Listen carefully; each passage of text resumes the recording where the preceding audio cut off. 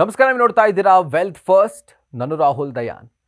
Real estate ಎಕ್ಸ್ಪರ್ಟ್ಗಳ ರೀತಿ ಆಸ್ತಿಗಳನ್ನು ನೀವು ಹೇಗೆ ಕಂಪೇರ್ ಮಾಡಬೇಕು, ಈ ವಿಡಿಯೋದಲ್ಲಿ ನಾವು ನಿಮಗೆ ಹೇಳ್ತಾ ಹೋಗ್ತೀವಿ.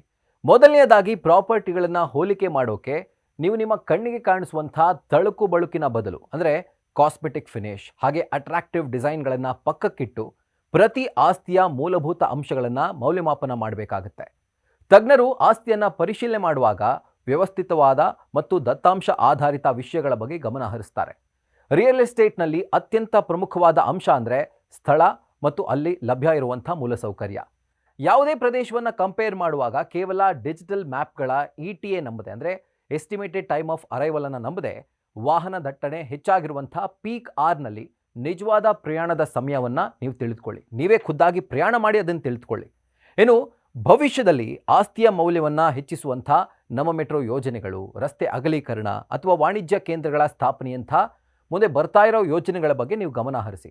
ಇದರ ಜೊತೆಗೆ ಸ್ಥಳೀಯ ರಸ್ತೆಗಳ ನಿರ್ವಹಣೆ, ಶಬ್ದ ಮಾಲಿನ್ಯದ ಲೆವೆಲ್ಗಳು, ಸುರಕ್ಷತೆ ಮತ್ತು ನೀರು, ಜೊತೆಗೆ ವಿದ್ಯುತ್ನಂಥ ಅಗತ್ಯ ಮೂಲಭೂತ ಸೌಕರ್ಯಗಳ ವಿಶ್ವಾಸಾರ್ಹತೆಯನ್ನು ಗಮನಿಸಿ ಆ ಪ್ರದೇಶದ ಕ್ವಾಲಿಟಿಯನ್ನು ತಿಳಿದುಕೊಳ್ಳಿ. ಇದು ನೀವು ಮಾಡಬೇಕಾದಂಥ ಒಂದು ಬೇಸಿಕ್ ಅಬ್ಸರ್ವೇಷನ್. ಆಸ್ತಿಯ ಸ್ಥಳದ ಮಾಹಿತಿ ಎಷ್ಟು ಮುಖ್ಯನೋ ಅದರ ಲೀಗಲ್ ಸ್ಟೇಟಸ್ ಕೂಡ ಅತ್ಯಂತ ಮುಖ್ಯವಾಗಿರುತ್ತೆ. ಜೊತೆಗೆ ಪ್ರತಿಷ್ಠಿತ ಬಿಲ್ಡರ್ಗಳು ಕಟ್ಟಿರೋ ಮನೆ ಆದರೆ ಒಂದು ಟ್ರಸ್ಟ್ ಇರುತ್ತೆ. ಆದರೆ ಯಾವುದೇ ಬಿಲ್ಡರ್ ಆಗಿದ್ರೂ ಕೂಡ ಅವರ ಹಿನ್ನೆಲೆಯನ್ನು ನೀವು ತಿಳ್ಕೊಳ್ಳೋದು ಬಹಳ ಮುಖ್ಯ. ಹಿಂದೆ ಅವರು ಕಂಪ್ಲೀಟ್ ಮಾಡಿರೋ ಯೋಜನೆಗಳ ಬಗ್ಗೆ ತಿಳಿದುಕೊಳ್ಳಿ. ಅವರ ಈ ಪ್ರಾಜೆಕ್ಟನ್ನು ಎಷ್ಟು ಟೈಮ್ಗೆ ಕಂಪ್ಲೀಟ್ ಮಾಡಿದ್ದಾರೆ ಅಥವಾ ಎಷ್ಟು ಟೈಮ್ಗೆ ಆ ಪ್ರಾಜೆಕ್ಟ್ ಕಂಪ್ಲೀಟ್ ಆಗಿದೆಯಾ ಇಲ್ವಾ, ಅದರ ಜೊತೆಗೆ ಕ್ವಾಲಿಟಿ ಬಗ್ಗೆ ಕೂಡ ನೀವು ಪರಿಶೀಲಿಸಿ. ಮುಖ್ಯವಾಗಿ ಭೂಮಿಯ ಮಾಲೀಕತ್ವದ ಇತಿಹಾಸವನ್ನು ಪರಿಶೀಲಿಸಿ ಹಾಗೂ ಆಸ್ತಿ ಕ್ಲೀನ್ ಟೈಟಲ್ಸ್ಗಳನ್ನು ಹೊಂದಿದ್ಯಾ ಅನ್ನೋದನ್ನು ಖಚಿತಪಡಿಸ್ಕೊಳ್ಳಿ. ಯಾವುದೇ ಕಾನೂನು ವಿವಾದಗಳು ಅಥವಾ ಅನುಮೋದನೆಗಳ ಬಗ್ಗೆ ನೀವೇನಾದರೂ ಪತ್ತೆ ಹಚ್ಚಬೇಕು ಅಂತಾದರೆ ರೇರಾ ಡೇಟಾಬೇಸ್ಗಳನ್ನು ನೀವು ಅಬ್ಸರ್ವ್ ಮಾಡಿ. ಇದರ ಜೊತೆಗೆ ಇನ್ನೂ ಒಂದು ಈಸಿ ಮಾರ್ಗ ಇದೆ. ಅದೇನು ಅಂತಂದರೆ, ಪ್ರಮುಖ ಬ್ಯಾಂಕ್ಗಳು ಆ ಪ್ರಾಜೆಕ್ಟ್ಗೆ ಗೃಹ ಸಾಲವನ್ನು ಮಂಜೂರು ಮಾಡೋಕ್ಕೆ ಸಿದ್ಧ ಇದೆಯಾ ಅನ್ನೋದನ್ನು ನೋಡಿ. ಯಾಕಂದರೆ ಬ್ಯಾಂಕ್ಗಳ ಲೀಗಲ್ ಯೂನಿಟ್ ಸಂಪೂರ್ಣವಾಗಿ ಸುರಕ್ಷಿತವಾಗಿರುವಂಥ ಯೋಜನೆಗಳಿಗೆ ಮಾತ್ರನೇ ಸಾಲವನ್ನು ನೀಡ್ತವೆ. ಕೊನೆಯದಾಗಿ, ನೀವು ಫ್ಲ್ಯಾಟ್ಗಳನ್ನು ಪರ್ಚೇಸ್ ಮಾಡ್ತೀರಿ ಅಂತಂದರೆ ಆಗ ನೀವು ಪಾವತಿ ಮಾಡುವಂಥ ಹಣ ಇದೆಯಲ್ಲ, ಆ ಹಣಕ್ಕೆ ತಕ್ಕಂಥ ಮೌಲ್ಯ ಸಿಗ್ತಾ ಇದೆಯಾ ಅಂತ ನೀವು ಚೆಕ್ ಮಾಡಿಕೊಳ್ಬೇಕು. ಇದರಲ್ಲಿ ಸೂಪರ್ ಬಿಲ್ಟಪ್ ಏರಿಯಾ, ಇದರ ಬದಲಾಗಿ ನಿಮಗೆ ಸಿಗುವಂಥ ನಿಜವಾದ ಕಾರ್ಪೆಟ್ ಏರಿಯಾ, ಇದನ್ನು ಮಾತ್ರ ಹೋಲಿಕೆ ಮಾಡಿ. ಕಾರ್ಪೆಟ್ ಏರಿಯಾ ಅಂದರೆ ನಿಮ್ಮ ಮನೆಯ ಒಳಗಿನ ಗೋಡೆಗಳ ನಡುವೆ ಇರುವಂಥ ಹಾಗೂ ನೀವು ಬಳಸಬಹುದಾದಂಥ ನಿಜವಾದ ನೆಲದ ವಿಸ್ತೀರ್ಣ.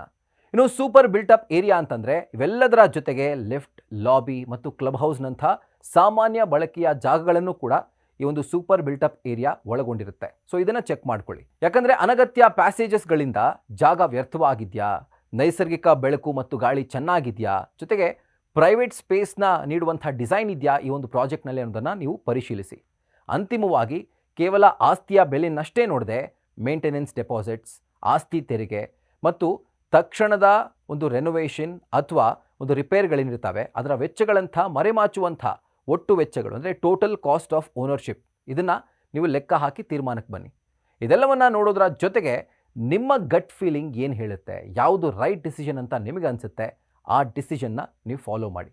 ಬಟ್ ಲೀಗಲಿ ಒಂದು ಪ್ರಾಪರ್ಟಿ ಸ್ಟ್ರಾಂಗ್ ಆಗಿದ್ದರೆ ಅದರ ಬೆಲೆ ಕೂಡ ಜಾಸ್ತಿ, ಹಾಗೆ ಮುಂದೆ ಭವಿಷ್ಯದಲ್ಲಿ ಮೌಲ್ಯ ಕೂಡ. ಇದೇ ರೀತಿಯಾದಂಥ ಮತ್ತಷ್ಟು ಇಂಟ್ರೆಸ್ಟಿಂಗ್ ಕಾಂಟೆಂಟ್ಗಳಿಗಾಗಿ ವೆಲ್ತ್ ಫಸ್ಟ್ನ ಸಬ್ಸ್ಕ್ರೈಬ್ ಮಾಡಿ, ಬೆಲ್ ಐಕಾನ್ ಕ್ಲಿಕ್ ಮಾಡೋದನ್ನು ಮರಿಬೇಡಿ.